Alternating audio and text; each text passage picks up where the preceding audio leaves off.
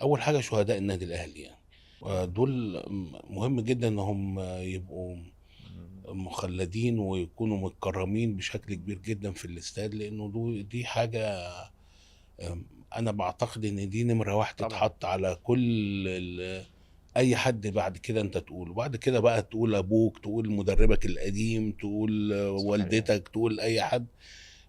هتبقى دي حاجات شخصيه، انا بتكلم عن الحاجه العامه اللي تليق باسم النادي الاهلي وتخلد مدى الدهر كله. طبعًا. حتى في الإعلان أكيد حضرتك اتفرّجت عليه، اه يعني طبعا. يعني المسؤولين في القلعة الحمرا والأستاذ محمد كامل زي ما أنت ذكرت، يعني كان مهم جدًا، جدًا إن ده من خلال الإعلان يكون إن واضح بشكل كبير يعني. طبعًا، اه وكانت طبعا واضحة، كانت طبعا، واضحة. ودي حاجه مش عايز اقول فكرت، ما مش هتخليك تنسى، يعني احنا كاهلاويه او معظم الناس مش هتنسى يعني، إمم.